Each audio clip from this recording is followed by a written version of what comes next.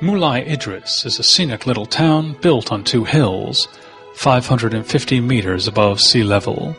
It was named after a descendant of the Prophet Muhammad, founder of the Idrisid dynasty. His rival, Harun al-Rashid, Caliph of Baghdad, had him poisoned. Moulay is the mausoleum of Idris. Thus, the town is one of the most sacred places of the Moroccans. Nearby, the ruins of the old Roman city Volubilis can be found. Emperor Caligula had the city, with 20,000 residents, built on the site of a Phoenician village on a 400-meter-high diamond-shaped plateau. 40 bastions stand guard over the 40-hectare area, surrounded by a 2,300-meter-long stone wall. Out of the 8 gates, it's one in the southeast that leads into the ruined city today. In 1720, an English traveller, John Windus, wrote a guide and made nice engravings of Volubilis. According to these, the city matches the Jerash of Jordan in intactness. However, Moulay Ismail made Meknes the capital city, and for the construction he had the stones and marbles carried away.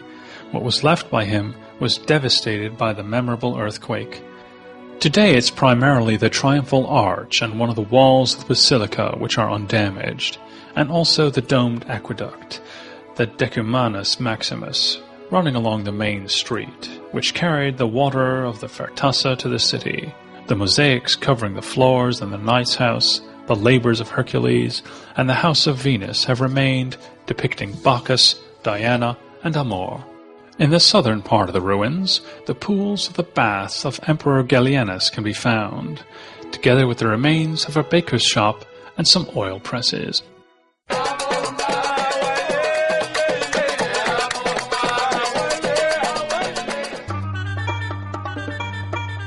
Meknes has been the gate of the Middle Atlas for centuries. It's a flourishing merchant city. It was especially famous for its leather and wheat markets. Of the sites of the city, the Dar Jamai Palace, the residence of the vizier, rises above the others, the 40-meter deep cisterns of which provided the water supply of the royal palace and the stables. Over the cisterns, there's the other large, domed underground building, one part of which was the granary. The other part functioned as stables. The 12,000 horses of the Sultan were better treated than the 30,000 slaves and 3,000 Christian prisoners held captive in the Prison des Chrétiens, which were similar underground premises. These prisoners worked on the building of the city wall, the constructions of the cisterns and the granary, the fortification of the city. Not much remained of the famous stables, but the stud of the 450 Arab thoroughbreds of Meknes is famous throughout the country. Meknes bears traces of the work of Sultan Moulay Ismail. The contemporary admirer of Louis XIV wanted to create a Moroccan Versailles here. The ruler, with excellent organizing and strategic skills, imitated the French king not only in leadership style, but also in splendor and luxury. It was diplomatic complication when he proposed to the daughter of the Sun King to keep her in a harem where she could scrape along as the umpteenth wife, which proposal, of course, was rejected. As compensation, the Sultan got great presents from the French, among them the clocks that stand in his mausoleum today. The Villa Imperiale is the palace city, and although it's still one of the royal palaces, it has lost from its significance together with the city.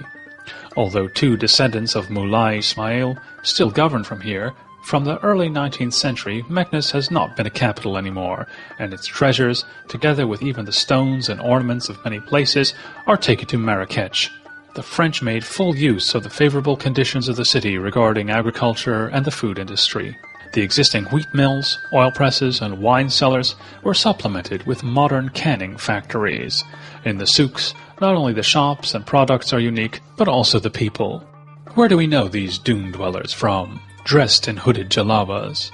Yes, in Morocco was filmed Star Wars, not to mention Gladiator and Alexander the Great, together with some scenes of other super productions. The costume designers did not have to go far for the patterns. The establishment of big film studios and post-production studios has become an important source of income for the country, especially around Marrakech and Ouarzazate. In the beginning, filmmakers liked to come here for the same reasons they liked Hollywood. The weather is always good, and the sky is blue. Then they discovered the natural and architectural beauties which serve as ideal scenes for the movies.